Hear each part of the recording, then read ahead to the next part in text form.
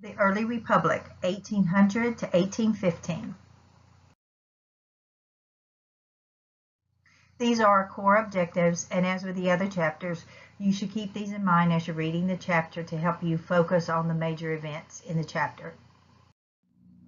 When Jefferson was elected as the third president in 1800, he sometimes is referred to as the people's president because he was a little more approachable than his most recent predecessor, John Adams.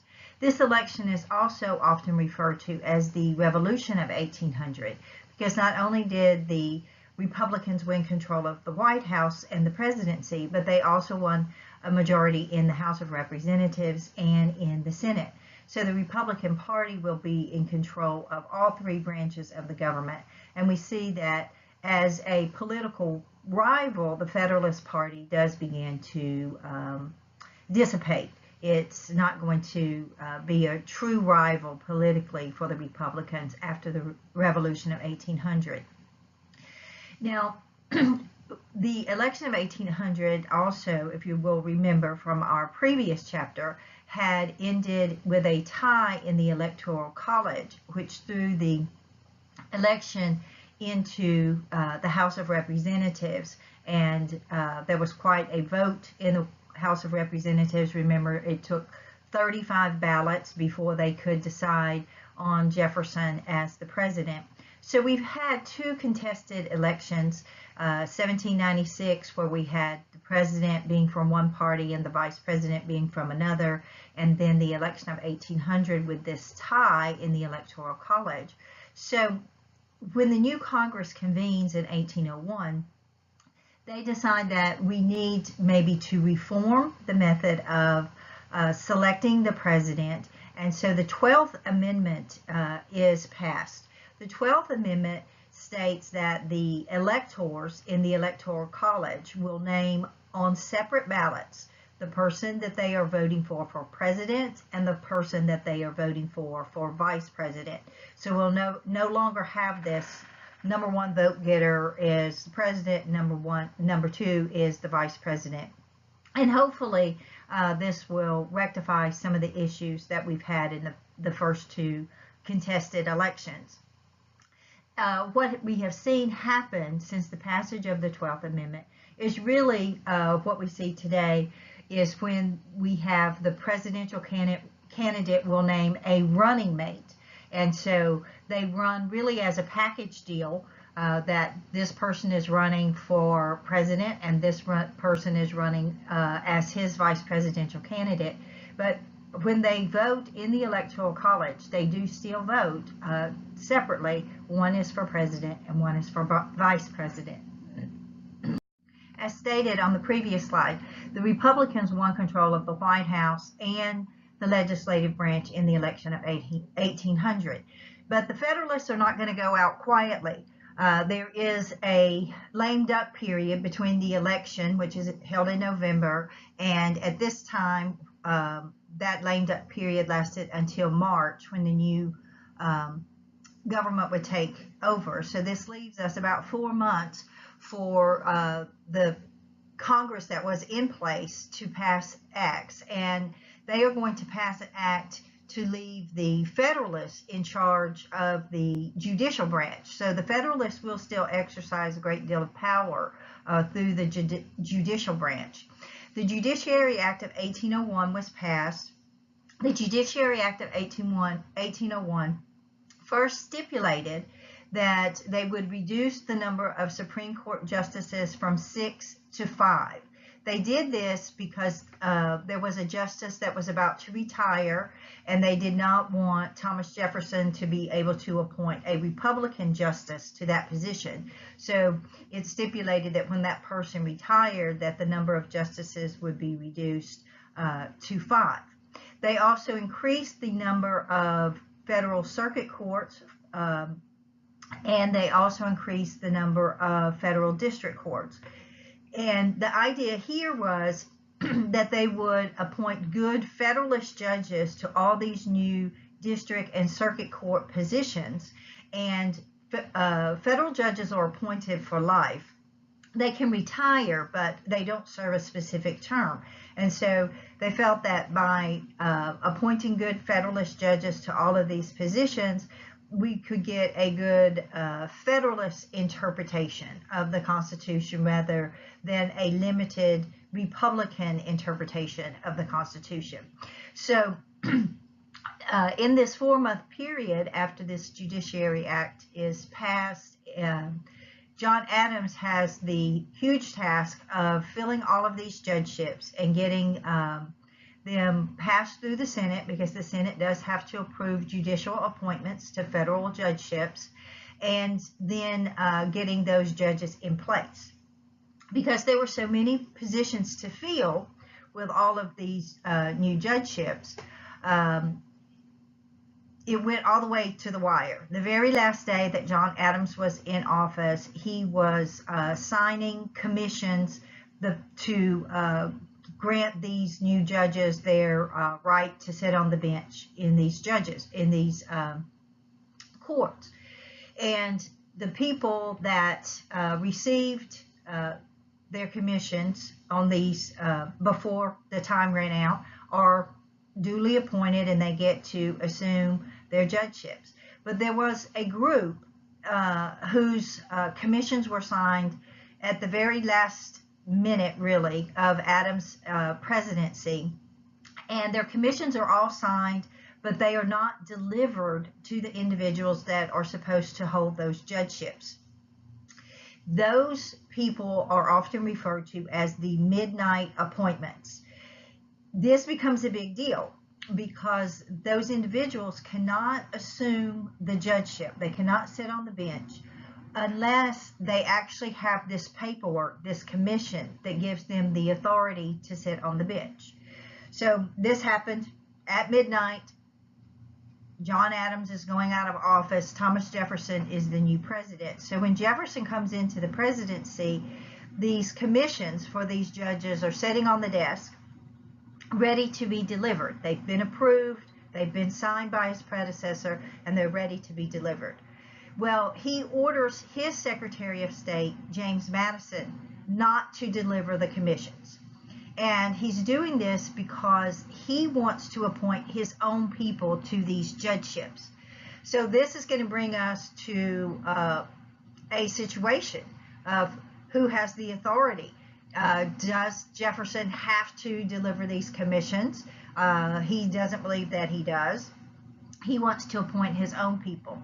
Well, one of the individuals that was supposed to become a judge under these midnight appointments was William Marbury, and he really wanted his judgeship. So William Marbury filed a suit with the U.S. Supreme Court asking the Supreme Court to order James Madison to deliver his commission so he could assume his judgeship. He did this under a provision in the Judiciary Act of 1789. The Judiciary Act of 1789 had created something that was called a writ of mandamus. The writ of mandamus would allow an individual to appeal directly to the Supreme Court, and then the Supreme Court could order a person under this writ to do whatever that person was asking for. For example, if this had been successful, Marbury is asking the Supreme Court to order Madison to deliver his commission. The Supreme Court would order Madison to deliver the commission, and Marbury could become a judge. Well, there's a problem, though, with the writ of mandamus. When this request went to the U.S. Supreme Court, the new Chief Justice of the Supreme Court is John Marshall. And John Marshall, though he is a Federalist, is also someone who is very versed in the Constitution. He had helped participate in writing the Constitution. And as he is looking at this writ of mandamus, he decides that the writ of mandamus is unconstitutional. If we look at the Supreme Court, if you remember our previous discussions in Chapter 6, The Supreme Court was created as a appellate court. The Constitution actually says that no cases can originate in the Supreme Court. So if you have a writ of mandamus, it is allowing someone to bypass lower courts and appeal directly to the Supreme Court. So then the Supreme Court is becoming a court of original jurisdiction. And John Marshall said, we can't do that. The writ of mandamus is unconstitutional. Now, when he gave his ruling, he said William Marbury should be given his commission, that there was no reason why Jefferson and Madison should deny him his commission. But he also stated that the U.S. Supreme Court did not have jurisdiction in this case because the writ of mandamus was unconstitutional. And in so doing, he ruled a section 13 of the Judiciary Act of 1789 unconstitutional.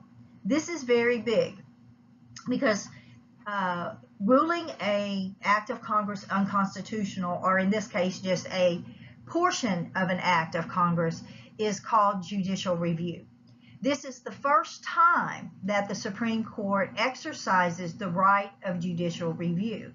Judicial review is really the strongest power that the Supreme Court has, but until John Marshall, they had not used this power. And so the case of Marbury versus Madison establishes the judicial precedent of judicial review, that the Supreme Court can rule acts of Congress unconstitutional. Later, this will be expanded, and the Supreme Court can rule state laws unconstitutional also. So this is the strongest power of the Supreme Court, and it was established by Marbury versus Madison. As an aside, William Marbury never got his commission, and he never got to serve as a judge because Jefferson never delivered the commissions.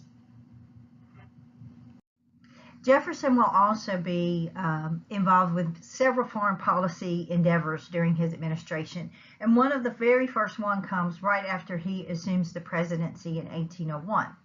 In 1801, a group of pirates known as the Barbary Pirates that operated off the coast of North Africa demanded a bribe, basically, or tribute from the American government. They wanted $2 million. In exchange for that $2 million, they would not attack American ships in the region. Jefferson was highly offended when this came about. This was unheard of. We're a sovereign nation. How dare they? And he was even more horrified, though, when he found out that both Washington and Adams had been paying this tribute to the pirates to get them to leave American shipping alone in the North African region.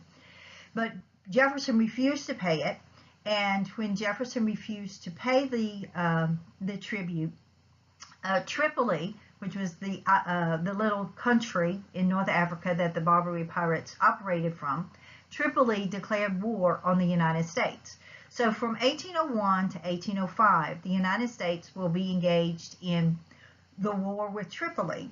It's pretty much a naval engagement, and mostly what happens is as American ships are operating in the Mediterranean region and around the North African coast, we will have to be armed and protect ourselves from attacks of the Barbary Pirates. It is not going to be a situation where Tripoli is going to try to invade the United States. But of course, in this type of war, sometimes Americans are killed and sometimes Americans are taken as prisoners of war. So the war lasted for this 4-year period, and then in 1805, we made a treaty with Tripoli, ending the war. And in the treaty, we promised to pay a one-time ransom of $60,000 to get all Americans that had been captured in the war back from the war. But we also stated that we would not be making any other payments. The war with Tripoli is really important. We don't talk about it much, but it set several precedents. First of all, by standing up to these pirates, we let them know, as well as letting other countries know, that we are a sovereign nation and we will not be attacked. If we are attacked, we will fight back, and we will not pay tribute to keep from being attacked. So it really set us up more as a sovereign nation, and we gained a great deal of respect from that. Another thing that happened is, because of this war with Tripoli, we really do begin to have to build a real navy. We began to arm our commercial vessels, but then we also began to build real naval ships. And even though it's going to be small in the beginning, we do begin to have a navy, and many of our naval officers that are going to serve in the War of 1812, that's just a few years down the road, gained experience fighting in the war with Tripoli. Perhaps one of the high points of Jefferson's career as a president, and the thing he's most noted for during his presidency, is the Louisiana Purchase. If you go back and recall, we have access to the Mississippi River, and we have been promised access to the Mississippi River through Pinckney's treaty with Spain. However, Spain did still control what today we would consider the Louisiana Territory, and that all-important area of New Orleans because of the port. Well, during Jefferson's presidency, or actually really a little before, Napoleon Bonaparte became the Emperor of France. And there was a little known clause in the treaty between France and Spain that allowed France to regain control of the Louisiana Territory. And in 1803, Napoleon is going to exercise that clause, and France is going to take control of the Louisiana Territory again. And this, of course, is very disturbing for the United States, because now we don't have access to the port of New Orleans, because the Pinckney's Treaty was with Spain, not with France. And honestly, we're really just concerned about what Napoleon's plans are. By this time, Napoleon has gained control of much of Europe. He's been very aggressive in Africa, around the Egypt region. And so we're not sure if he's going to try to take over the United States, just exactly what his whole plans were. So Thomas Jefferson decided to send James Monroe and Robert Livingston to France to negotiate with Napoleon to buy the port of New Orleans. We had no idea that we could remotely buy all of that vast territory of Louisiana, but they are authorized to buy the port of New Orleans if Napoleon will agree to it. Well, we don't know this, but really what Napoleon wanted with New Orleans and the Louisiana Territory was that he wanted to use it as a breadbasket to enable him to take control of one of his territories in the Caribbean. During the French Revolution, because everything is in such an uproar during the French Revolution, there had been an overthrow of the French control in Santo Domingo. And the slave revolt that overthrew the French was led by Toussaint L'Ouverture. And Napoleon wants Santo Domingo back. It is valuable property. It brings in a great deal of money from the sugar that's grown there. And so at this time, at least, he didn't have any designs on trying to take over the United States. He really just wanted Louisiana as a breadbasket for Santo Domingo. We don't know that, though. So Monroe and Livingston go over. They meet with Napoleon, and they give him the offer that we are offering to buy New Orleans for $10 million. Well, much to our surprise, he says, well, I'll sell you the whole Louisiana Territory for $15 million. Well, sounds like a great deal to Monroe and Livingston, but they aren't authorized to buy that. So you might ask, well, why would Napoleon suddenly decide that he'll sell us the whole territory when he worked so hard to get the Louisiana Territory back from the Spanish? Well, while our negotiators had been traveling to France, Napoleon had sent an army to Santo Domingo to try to retake that area. And much to his surprise, and much to the surprise of Europe and the rest of the world, this great French army that had conquered most of Europe was defeated by Toussaint Louverture and these former slaves. Of course, what they were leaving out of the equation is the former slaves on Santo Domingo are fighting for their very life. They're fighting for their very existence. And so the French, while they may have been a very skilled army, they don't have as much stake in it.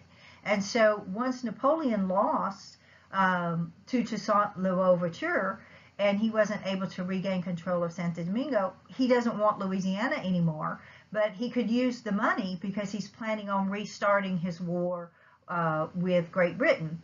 So he says, hey, I'll sell you the whole thing for $15 million. So what do Monroe and Livingston do? Well, they say, well, this sounds like a great deal, but we don't have the authority to spend any more money or buy any additional land. We will have to get permission. So they're going to send a note back by the fastest ship available to Jefferson with this great deal, saying, hey, he's going to sell us everything for just $5 million more. So when Jefferson gets this note, hey, this is a great deal, but Jefferson is in a very difficult situation. He has a quandary. What does he do?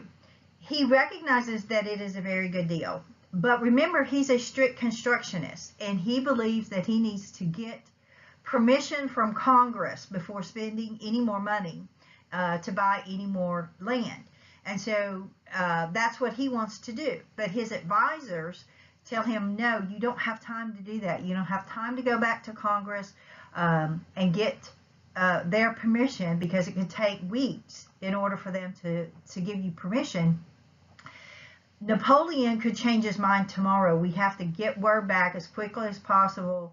And so Jefferson is going to violate one of his own rules about being a strict constructionist, and he is going to approve the Louisiana Purchase for $15 million. The Louisiana Purchase is going to double the landmass of the United States, and Jefferson will authorize Lewis and Clark to go on an expedition through the Louisiana Purchase, mapping it, writing up descriptions of the territory, so we can find out exactly what it is that we have purchased. But it's a great deal.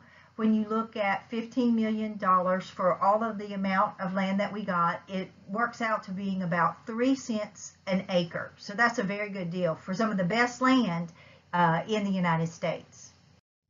This map shows us that Louisiana Purchase territory we were talking about. That area in the light green is the entire Louisiana Territory. So it's much larger than just the state of Louisiana, if that's what you were thinking it was. It goes all the way up to what is today our border with Canada. Like his two predecessors, Jefferson is also going to have to continue to deal with the wars in Europe, as France and Great Britain are still at war with each other, and that continues to inadvertently affect the United States because of our attempts to trade with both countries, because we believe as a neutral nation we can trade with whomever we please.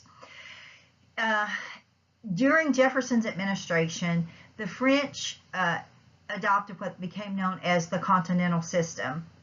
In the Continental System, they placed a embargo or a barricade around all British ports, and said that any neutral country that was going to try to trade with Great Britain would be subject to them searching their ships. Frankly, the continental system was more like a paper tiger. The French Navy is not large enough to blockade all of the British ports and search all of the ships that would be trying to trade with Great Britain. But it's the stance that they're taking, that they have the right to do that.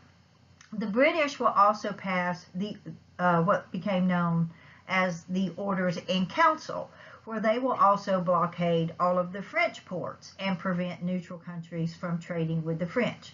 Now, the British Orders in Council are much more effective because the British have a much larger navy and they can actually enforce this.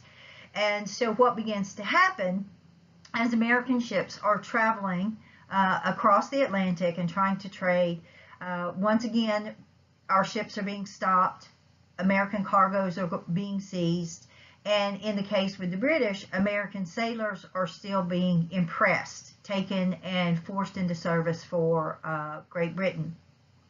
So this brings us into a huge predicament. What do we do? Americans are angry. We're losing money. Americans are being attacked and pressed into service of a foreign country. And so once again, you begin to have this talk of war and people advocating for war. Now remember, Jefferson had been critical of both Washington and especially John Adams for not declaring war on Great Britain when Great Britain was doing this. But now that Jefferson is sitting at the big desk in the big chair as president, and he can see how weak we are militarily, he understands that we don't really have the military resources to go to war. And so he too begins to try to figure out a non-military way of getting Great Britain and France to respect America as a neutral country. The first thing Jefferson will do is he will borrow a page from George Washington, and in 1807 he will encourage Congress, and Congress will abide by this. They will pass the embargo of 1807. The embargo of 1807 stopped all American trade with all foreign ports. We're not going to trade with any foreign countries. And you can imagine the negative economic effect that this embargo is going to have. And American cargoes certainly are going to be safe from foreigners, but we don't have anybody to buy them. And goods begin to rot in the warehouses, and farmers and merchants are losing huge amounts of money. And Jefferson becomes very highly criticized, like Washington before him, for this embargo. Shortly before Jefferson leaves office in 1808, Congress will repeal the embargo in 1809. Well, when Jefferson stepped aside in the election of 1808 and did not run for re-election, James Madison is going to be elected president in 1808, and he will assume the presidency in 1809. And so, as I said previously, the Embargo Act is repealed in 1809, right before Madison comes into office. So what do you do? Because Britain and France are still attacking American shipping. So in 1809, Congress will pass the Non-Intercourse Act. The Non-Intercourse Act said that the United States could trade with any nation except Britain and France. So it reopens up some of our trade. We can trade with Spain. We can trade with Austria, with the Germanic states, anybody but Britain and France. Well, it doesn't help a lot because our main trading partners are Great Britain and France. So this act was in place for about a year, and then it was repealed in 1810. Excuse me. When it was repealed in 1810, it is replaced with Makin's Bill No. 2. Makin's Bill No. 2 is designed to try to pit the French and the British against each other for Americans' goodwill. It said that If Britain or France would lift their trade restrictions, the United States would trade with that country and would impose sanctions on the other country. So, for example, if France would repeal its continental system, the United States would trade with France and we would impose sanctions or boycott Great Britain. We wouldn't trade with Great Britain. The idea was that both of these countries would want to trade with us, and so they would repeal their sanctions. It is not successful. But what we see will happen is we will fall prey to Napoleon's cunningness when it comes to diplomacy and dealing with individuals. After Makin's Bill number 2 is passed, Napoleon will write a letter to President Madison, and this letter is referred to as the Cador letter. And in this letter, Napoleon promises that France will repeal their continental system if Great Britain will repeal their orders in council. Now, think about this. They're saying we will do something if Britain will do something. So they don't have to do anything if Britain doesn't do the other. And this is a really cunning way of Napoleon making Britain look like the bad guy. He knows that Britain is not going to repeal their orders in council. But saying we will repeal our continental system if they do makes it look like he's the good guy. We're willing to work with you. We like you. And, you know, it's Great Britain. It's all their fault. And we fall completely for his whole package here. And so what we begin to see after the Cador letter is more and more discussions in Congress about declaring war on Great Britain. And there's a group of congressmen who are advocating for war, and they become known as the War Hawks. Two of the most noted of the War Hawks were John C. Calhoun, who was from South Carolina, and Henry Clay, who was from Kentucky. They're not the only ones, but they're two of the big leaders. John C. Calhoun, of course, is from the South, South Carolina. Henry Clay is from the West, being from Kentucky. So after Napoleon writes this letter, it looks like he is being the good guy. So Congress decides that they will impose sanctions on Great Britain, and we begin to boycott British trade, but we will trade with the French. And so this begins to make relations between the U.S. and Britain even worse than they had been before, which is exactly what Napoleon wanted. And it keeps pushing us closer and closer to going to war with Great Britain. Britain tightens their restrictions on American trade. They continue to impress American soldiers, American sailors, and the relationship is just greatly deteriorating between the two.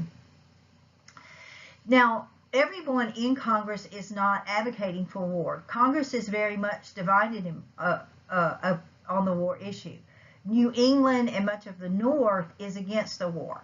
They realize that we need to trade with the British. The British really are our major trading partner, and it will hurt us economically if we go to war with Great Britain. But the South and the West, who are the areas whose goods are being seized when the British attack American ships, they're seizing cotton and tobacco and corn and things that are grown in the South and the West. This is where the War Hawks are, and they're for the war. So Congress is very much divided over the war issue. But eventually the War Hawks will win out, and in 1812 the United States will declare war on Great Britain.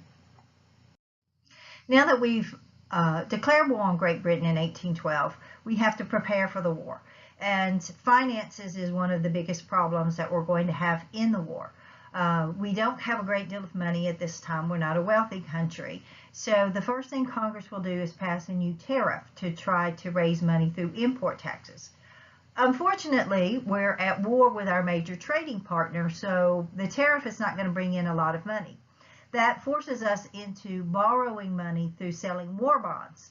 This also is going to prove to be inadequate because most of the wealthiest Americans are actually the businessmen living in New England, and they did not support the war, so they're not going to buy the war bonds. So finances is going to be a problem throughout the war. Another problem that we have is that our army is small, so we're going to have to rely on the state militias to supplement the army. The problem with using the state militias is that the state militias see their primary role as defending their home state. So they will defend their home state, but they will rarely leave their state, or they won't go too far away from their state because then they can't defend the home state. So this is going to be a problem for us throughout the war, not having enough military soldiers and not having enough financing for the war. One of the goals of the Americans during the War of 1812 was to gain control of Canada. And so we'll see that there will be 3 attempted invasions of Canada. The first was by William Hull, and his group will cross the Detroit River. And they successfully made it across the Detroit River, but they quickly ran into a British battalion, and so they recrossed the Detroit River and went back into Michigan. So that one was a failure. The second attempt was an attempt of the American regular army combined with the New York State Militia. They would leave from New York, cross into Canada, and they made it all the way to Queenstown in Canada. But when they got to Queenstown, the New York State Militia refused to go any further. They said they were getting too far from their state and they would not go any further. So that's, as far as that happened. And so without the militia, the regular army did not have enough soldiers to continue the invasion of Canada. The third attempt at Canada was led by General Dearborn, and the goal was to cross Lake Champlain and go into Canada. He is going to be relying primarily on the state militia, and when his troops got to the Canadian border, those state militias refused to cross the border, and so General Dearborn's invasion of Canada never actually got off. So the attempt to take over Canada is not going to be successful, obviously, because Canada is not part of the United States today. It is still part of the British Empire. This map just shows you those invasions across the Canadian border and some of the other major engagements. Coming up, we're going to be talking about the Battle for Baltimore, and you can see on the map the British blockade of the coastline between New Jersey and Maryland, and you can see where that Battle of Baltimore is going to be occurring. While the battles in the northern part of the United States were occurring mostly along the Canadian border, in 1813 the war will shift to the South. And in the South, mostly the American forces are going to be fighting Native Americans. When the War of 1812 broke out, many of the Native American tribes, especially those in the South, sided with the British, hoping that they would get a better deal from the British than they had been getting from the Americans since our independence. So in 1813, a group of Creek Indians will begin attacking American towns and villages in the South. And Andrew Jackson, who was a noted Indian fighter from Tennessee, is going to be sent down to the South to fight those Creek Indians. He will successfully defeat the Creek Indians in what becomes known as the Battle of Horseshoe Bend. And one of the big results of the Battle of Horseshoe Bend is that when the Creeks were defeated, they had to sign a treaty giving most of their land to the U.S. government, and they will be moved to a much smaller reservation area. Now, in 1814, things are going to really begin to shift in the war, because between 1812 and 1814, the British had still been fighting Napoleon and the French, and so America was kind of like a sidebar war for them. They weren't sending many of their troops. They weren't sending much of their navy. But in 1814, Napoleon was defeated in Europe. And so now Great Britain can begin turning their attention toward the American conflict. And so we're going to see a much larger contingent of British forces coming to America with the hopes by the British of defeating the Americans. In 1814, the British planned an invasion of the Chesapeake Bay region. That is that region around Maryland that we saw from our previous map. And part of the reason for that is it's close also to Washington, D.C. Their idea was that they could invade Washington, D.C., take our capital, capture our president and our government, and that would bring an end to the war. And so they will begin this assault. And in the beginning, the invasion of Washington is very successful for the British. For whatever reason, President Madison had not adequately defended the Capitol, and we do not have very good forces defending the Capitol, and our forces actually are breaking and running, and it looks like the Capitol is going to completely fall, which eventually it does. However, President Madison and most of the government will be able to escape from Washington before the British actually come in and seize the Capitol. Interestingly enough, Madison's wife, Dolly Madison, was the last official really to leave Washington, D.C. She refused to leave Washington before some of the major artifacts in the White House could be secured. And one of the big ones that she wanted to make sure that they secured was that very famous portrait of George Washington. And she had it taken out of its rather large picture frame and moved with her with some of the other valuables out of the city. And so she was one of the last officials to leave. As it turned out, it was very fortunate for us that Dolly Madison took these precautions, because when the British invaded Washington, they burned the White House and other official buildings in Washington, D.C. They did this because when we had invaded Canada in one of our excursions into Canada, we had burned the British capital in Canada, and so in exchange for that, they burned many of ours. But because Dolly Madison had taken these precautions, that great portrait of Washington and some other artifacts like the Declaration of Independence were saved for our history. After defeating the Americans and taking control of Washington, D.C., the British will move on toward Baltimore. Baltimore is more important, really, because it is a port city, and they want to gain control of that port city. Baltimore is defended by Fort McHenry, and we had built a rather large fort here, and it was adequately supplied, and so we have good hopes that we can be successful in defending Fort McHenry. During the Battle of Baltimore, this is when we see our very famous Star-Spangled Banner, the national anthem, being written. It wasn't written as an anthem, it was actually written as a poem when it was written.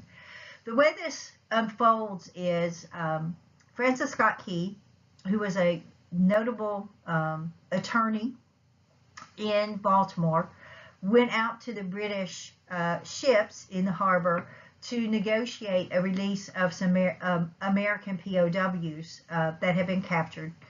And so while he is out there, the battle for Baltimore begins, and he's on board this British ship trying to negotiate a release of these Americans. So he is trapped out on this British ship watching his city under fire. And so while he's watching this battle, he writes the poem, The Star-Spangled Banner. And so when you sing the words to the song, you should really listen to them, because the reason they talk about the rocket's red glare and the bombs bursting in the air, because that's the city under bombardment, and he's watching his city with his family and his friends being under this, bombardment by the British. And then, of course, you have the phrase in the song where it says, will the flag still be there at the end of the day? So if the American flag is still flying when the battle is over, then he knows that his city is safe. But if the American flag has been taken down and the British Union Jack is flying, he knows that his city has been captured by the British. Fortunately, the Americans were able to win the Battle of Baltimore, and this poem became very famous, and it was passed around, and eventually, web search turned something up for the point the star. And then eventually, the words to the poem were placed to music, and it eventually became our national anthem. A second strategy that the British had in 1814 was to try to seize control of the port of New Orleans. They were actually hoping that if they could seize control of New Orleans, that this would give them claim to New Orleans and much of the Louisiana territory at the conclusion of the war. So they sent a rather large army of about 10,000 troops under General Edward Packenham to attack New Orleans. Packingham's forces are going to make a naval landing south of New Orleans, and then the plan is to march up to New Orleans. In response to that, Andrew Jackson, who was a leading American forces in the South, is sent over to New Orleans to mass the defense for New Orleans. And he will spend a great deal of time before the British get there recruiting local folks to fight in the war. There was some question whether the Louisianians would be responsive and come out and help fight against the British, because many of them had been French and Spanish citizens, and they have not been part of the United States for very long. But most of them will. There's no great love, of course, between the Spanish and the British, or the French and the British. So most of the Louisianians will come out and support Jackson. Jackson will build up huge fortifications to defend the city, and he even recruits a group of pirates led by Jean Lafitte that had been operating out of Louisiana for years. He recruits Jean Lafitte and his pirates to also help in the fighting, because they would know the region very well. So the Battle of New Orleans actually is going to occur in early January of 1815. And as Packingham's men landed in that region south of New Orleans, and they began marching northward toward New Orleans, they're going to run into a great deal of trouble. It's very foggy on the days that they begin their march, and they don't know the region very well. That area of Louisiana, of course, is very swampy, and it can be very confusing if you don't know how to get around in that area. The Battle of New Orleans is actually going to be fought south of New Orleans in an area called Chalmette, which is a little town just south of New Orleans. But it's close enough that it's considered the Battle of New Orleans. After several hours of massive fighting, we see that the British are going to just be routed. Packenham will be killed during the fight, and Andrew Jackson and the Americans and a lot of these other kind of ragtag groups like the Jean Lafitte's pirates will be successful in defending New Orleans, and they will win the day. The interesting thing about the Battle of New Orleans is it actually occurs after the war is over. Of course, nobody knows that.